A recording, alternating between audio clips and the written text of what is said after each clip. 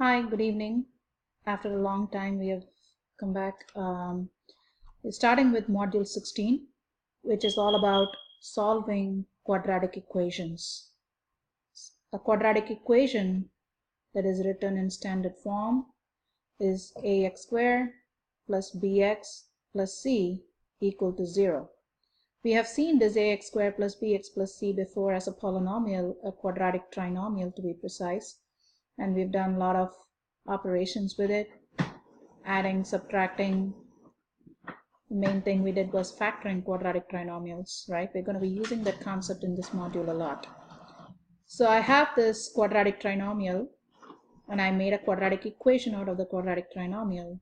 Ax squared plus bx plus c equal to 0. That's written in standard form. So for every quadratic equation, there is a function associated with it. So the quadratic function that is associated with the above quadratic equation is f of x equals ax squared plus bx plus c. That's y equal to ax squared plus bx plus c. So this is a quadratic function. So the function that is associated with that above quadratic equation. So as you can see, the only difference between the function and the equation is I have the same quadratic trinomial and my f of x has turned to a 0. In fact, my y has turned to a 0. All right. So the meaning of this quadratic equation then becomes, when I try to solve that equation, I'm solving for x when y is 0, right? So the concept of solving for x when y is 0 is finding your x-intercepts. So as I solve for my quadratic equation, I'm trying to find the x when y is 0. So in other words, solving a quadratic equation is solving for or finding the x-intercepts, all right, of the function. So the x-intercepts of the function, there are different names they use to represent your x-intercepts. Simply you can call them x-intercepts, or you can call them zeros of the function. Why do they call the zeros of the function? Because f of x is 0 for these values of x. Your value of y is 0 for these values of x. So they can also call it the roots of the function or simply solutions to the equation. Okay, so whenever they mention all these stuff, they are nothing but they're asking you to find your x-intercepts. In other words, you're finding the value of x when y is 0. All right. So that's the basic concept of what is solving a quadratic equation means. When you're solving a quadratic equation, you're trying to find your x-intercepts of the function. Okay, wherever the graph is, if you are given the graph, if you find the x-intercepts, those become your zeros of the function. All right. So they can mention all these, they can use all these phrases to represent those x-intercepts. Zeros of the function, roots of the function, solutions to the equation. Whichever way they put it, it's all the same thing. They represent your x-intercepts. All right. So let's talk about these x-intercepts. What are the different possibilities of me to have the x-intercepts? How many zeros or how many x-intercepts is my quadratic function going to have? All right. So how many different possibilities for the number of zeros a quadratic function can have? So when we graph our quadratic function, when we graph the equation, it takes a shape of a U. All right. That shape is called a parabola. All right. My parabola can be anywhere on the xy axis, on my coordinate plane. So I could have a parabola that cuts the x-axis twice. So maximum it can cut is twice. So it is crossing the x-axis twice. So the possibility here is there are two zeros or two x-intercept or two roots. Here my parabola is just touching the x-axis and going back up, right? So I have only one x-intercept right there. One x-intercept right there. So the possibility is there is only one zero or one x-intercept. Here the parabola never comes in contact with the x-axis. That means there is no zeros or there are no real zeros. All right. So you can also say there are no real zeros. Okay. There are no real zeros. All right. So now comes the concept of solving our quadratic equations. All right, no real zeros.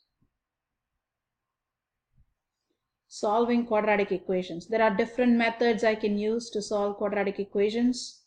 I can simply graph the function and find where they are touching the x-axis, and I can give those points for my x-intercepts, which we will do a little bit. But this module is all concentrated or focused on finding the x-intercepts by algebraic methods. So we're going to use a lot of algebraic methods to figure out the x-intercepts. So I can graph it and figure out the x-intercepts, or I could use square roots to find the x-intercepts. I can do factoring and then find the x-intercepts. I can do something called completing the square and then find the x-intercepts. Or I can simply use a formula which will give me the x-intercepts straight away. All right. So why are we learning so many methods? Because all methods cannot be used at all times. All right. I can't use every method every time. So there are when my quadratic equation in certain form, a certain way, it looks like certain way, I'm going to use a different method at that time. All right. So out of these methods, one of them will work. We can use any one of them to solve whichever method is applicable to that particular form of my quadratic equation. So the first one we are going to look at in lesson 16.1. We are going to solve quadratic equations by using square roots. All right. So when can I use this method? As I said, all methods cannot be used at all times.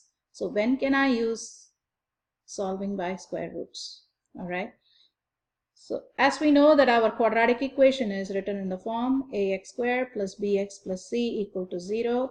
This is the standard form of my quadratic equation. So when I closely look at this equation, I have three terms: ax squared, the x squared term, the x term, and the constant term. So in my quadratic equation, if the bx term is missing, okay, if I have a quadratic equation where the bx term is missing, then I can use the square root method. So for example, it's going to look like x squared minus 64 equal to 0. So as you can see, this is ax squared, a is 1, ax squared, bx is not there, I have the constant term. So this, I'm looking at it and my bx term is missing, so it's easy for me to use the square roots to solve the quadratic equation. All right. There is one more time I can use it when I have a binomial square term in the equation, a binomial square term. Say for example, I have x plus 3 the whole square minus 8 or minus 4 equal to 0. So I'm looking at my equation, I have a binomial square, right? So when I look at a binomial square, I can use the square root method. All right, so I'm going to solve some equation using this method. So let's look at the steps. What are the steps involved? The first step is for me to isolate the perfect square, whichever be the perfect square. In this case, the x square is my perfect square. So I'm going to isolate that square term and I'm going to bring the 64 over to the other side. In the second case, the x plus 3 the whole square is a perfect square. 4 is also, but I'm not talking about the variable, whichever term the variable is. Okay, so x plus 3 the whole square minus 4. I'm going to isolate the x plus 3 the whole square and I'm going to move the minus 4 to the other side by adding the 4. I will move it away. Then I can get the x plus 3 the whole square by itself. And then the next step is for you to take the square root of that perfect square with that variable in it. So once I take the square root, I can solve for x using both positive and negative values of the square root. Okay. Why we have both positive and negative values of a square root? Because square root of x squared is absolute value of x. Okay, it's not straight away. We are used to doing square root of 64 is 8, but it's actually square root of x squared is the absolute value of x, or its absolute value of 8, which could either be a plus 8 or a minus 8. As we know that plus 8 also, when you square plus 8 you get a 64, when you square a negative 8, then also you will get a 64. So that's why this will be a plus or minus x. Alright, that's why we have two values, both positive and negative. So we are going to use both positive and negative values of the square root and then solve for our x. Okay, so let's do some examples. Example 1. I have x squared minus 4 equal to 0. As I can see, my bx term is missing. So I'm going to isolate the x squared. So I'm going to add the 4. So I got x squared equals positive 4. Right? So I take a square root. So I get x equals plus or minus 2. Square root of 4 is 2. Alright.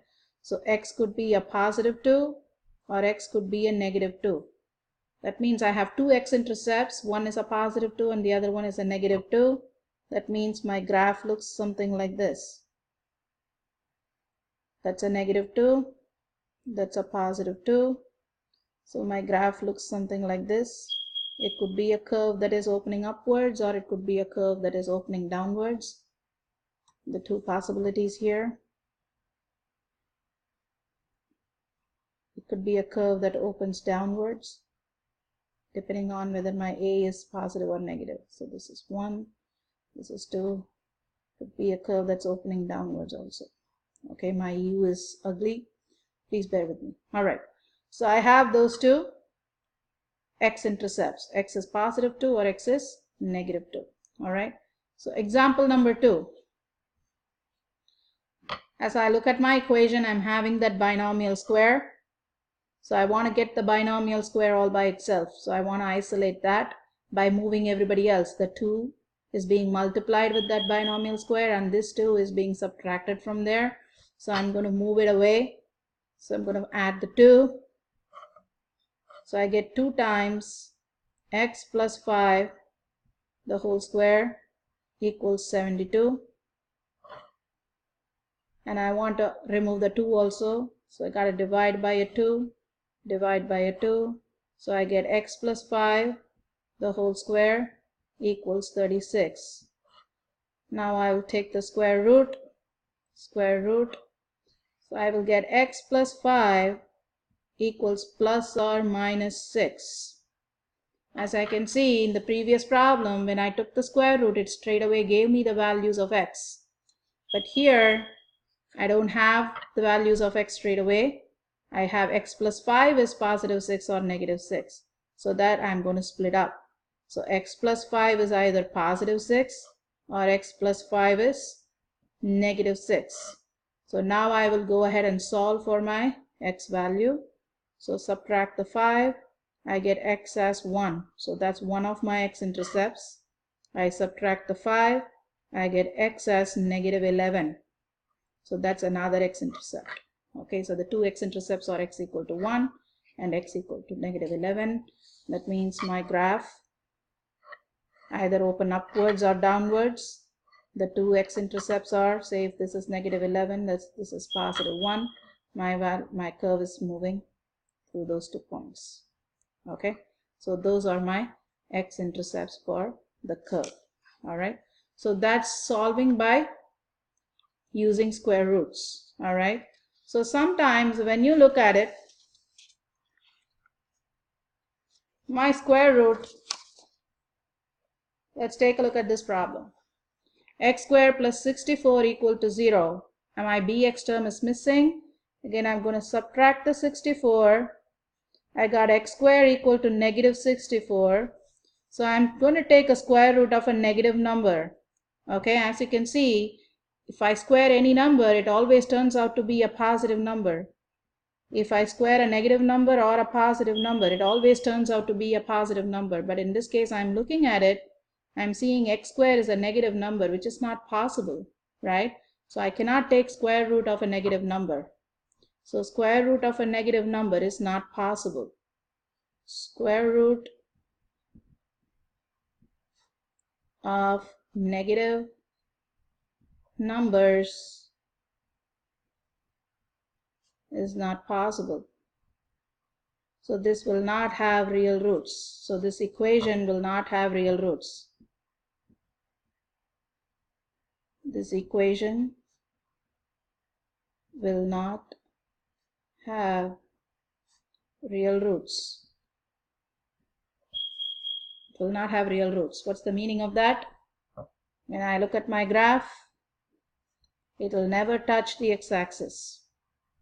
It will never touch the x-axis. Okay, that's the meaning of it. So I don't have any real roots, all right, or no real x-intercepts.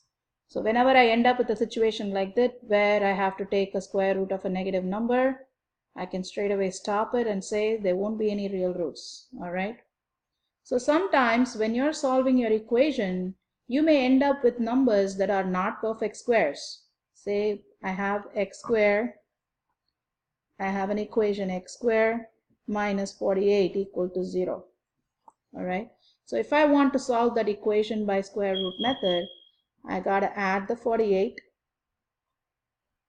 and I will get x squared equal to 48. And when I take the square root, I'm seeing that 48 is not a perfect square.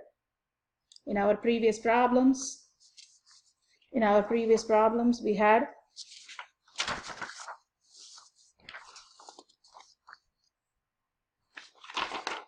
In our previous problems, we had 4, which is a perfect square. We could take the square root of that.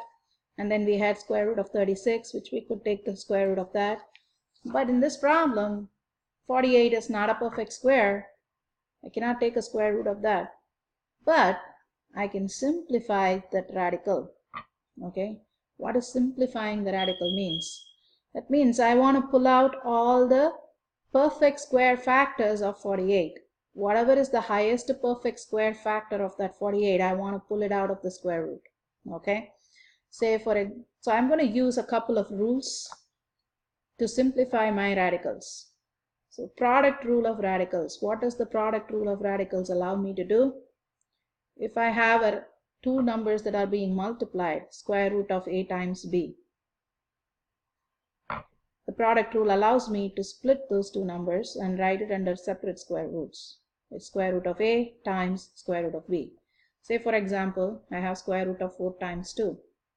It allows me to split that as square root of 4 times square root of 2. Now the square root of 4 can be removed out of the square root, which will be plus or minus 2. And then the square root of 2, this square root of 2, still remains under the square root along with that 2 that came out of that 4. All right. So then another rule I'm going to use is a quotient rule of radicals. The quotient rule states if I have two numbers that are being divided under a square root, I can split the numerator and the denominator under separate square roots and take the square root of that if possible. So I have example 25 over 49. I can split the square root of 25 over square root of 49. And then I can take the square root of the numerator separately and the denominator separately, and I can write it as a fraction. So it's plus or minus, square root of 25 is 5 and square root of 49 is 7. So my answer will be plus or minus 5 over 7. So let's take a look at how am I going to simplify this 48 using that rule. So square root of 48 is what I want to simplify. This side I will get an x. So square root of 48, I want to list all the factors of 48. What are all the different numbers that will multiply to give me that 48? All right. So it's 1 times 48, 2 times 24, 3 times 16, 4 times 12, 6 times 8. Right? These are all the factors of 48. Now I want to circle all the ones that are perfect square numbers in these. I have 1 that's a perfect square. I have 16 that's a perfect square. And also 4 that's a perfect square. Alright. So out of which my 16 is the highest perfect square that's available in 48. So I'm going to split the 48 as square root of 16 times 3. Alright. So this, using the product rule, I can split them up.